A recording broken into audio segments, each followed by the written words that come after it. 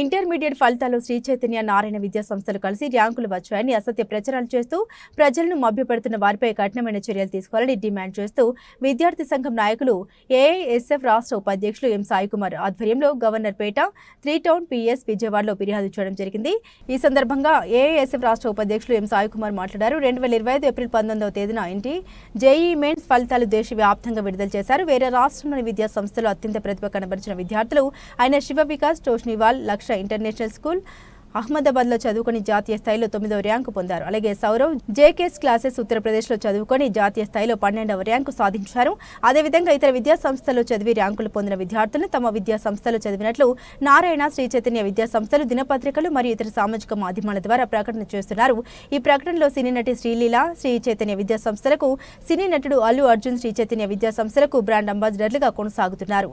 సమాజంలో వారికి ఉన్న గుర్తింపు వల్ల వారి ప్రకటనలు ప్రజలపై ప్రభావం ఉంటుంది కాబట్టి వారితో ప్రచారం చేయడంతో లబ్ధి పొందేందుకు నారాయణ శ్రీ చైతన్య విద్యా సంస్థలు చర్యలు తీసుకోవాలని కోరారు.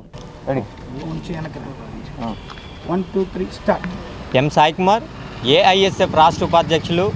2 తెలుగు రాష్ట్రాల్లో ఈ నెల 19వ తారీఖున రిజల్ట్ రిలీజ్ అయినటువంటి జేఈఈ మెయిన్స్లో ర్యాంకులతో మొత్తం కూడా శ్రీ చైతన్య నారాయణ విద్యా సంస్థలు ఫేక్ ర్యాంకులతో కూడా వాళ్ళందరూ కూడా రిలీజ్ చేసుకోవడం జరిగింది.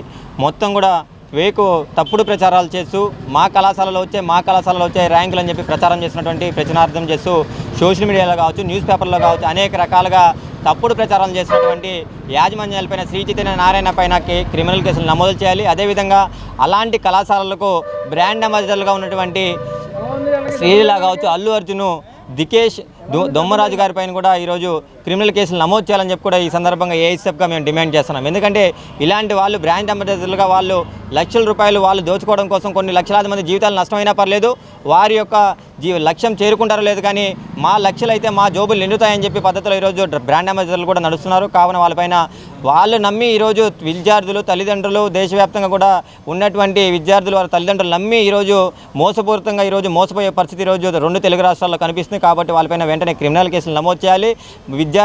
విద్యార్థినులందరూ కూడా ఇలాంటి ర్యాంకులను చూసి, ఫేక్ వార్తలను చూసి, ఫేక్ ర్యాంకులను చూసి ఈరోజు వారందరూ కూడా ఈ కళాశాలలో చేరి మీరు మోసపోకండి, ఇప్పటికైనా ఆలోచన చేయండి. అలాంటి కళాశాలలో మంచి ఫ్యాకల్టీ ఉన్నారా లేదా, అసలు గుర్తింపు కలిగినటువంటి కళాశాలలా లేదని చెప్పి ఆలోచన చేయాలని చెప్పి ఈ సందర్భంగా విద్యార్థులకి వాళ్ళ తల్లిదండ్రులకు విజ్ఞప్తి చేస్తున్నాం. కాబట్టి వెంటనే ఆంధ్ర రాష్ట్రంలో ఉన్నటువంటి పోలీసు వ్యవస్థ కూడా ఆలోచన చేయాలి.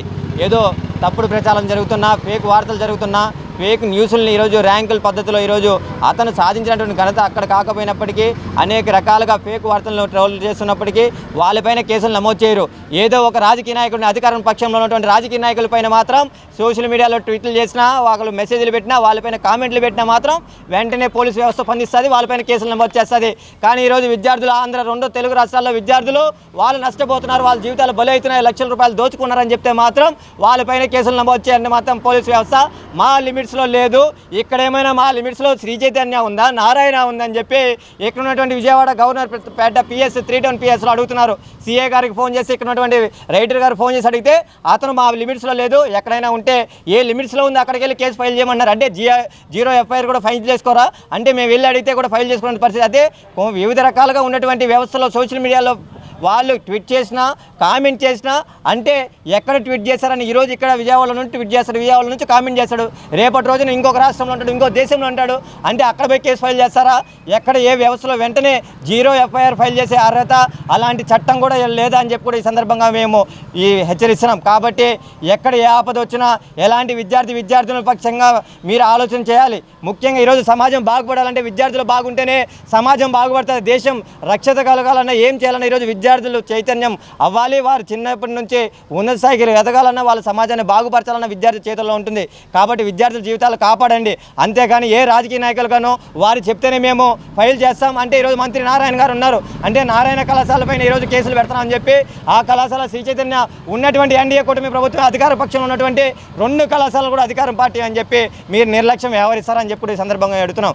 కాబట్టి ఇప్పటికైనా వెంటనే ఆలస్యం అవ్వలేదు, ఇప్పటికీ మేము సబ్జెక్ట్ చేసాం, వెంటనే ఇక్కడ కేసు నమోదైనట్టుగా మీరు విచారణలో వాళ్ళపైన చేసి కేసు నమోదు చేయకపోతే మాత్రం ఏఐఎస్ఎఫ్ ఆధ్వర్యంలో పెద్ద ఎత్తున ఆందోళన కార్యక్రమాలు చేపడతామని చెప్పి కూడా వీలైతే డీజీపీ ఆఫీసు కూడా చెలొక పిలుపునిస్తామని చెప్పి కూడా ఈ సందర్భంగా పోలీసు నిర్లక్ష్యంగా వ్యవహరిస్తున్నారు.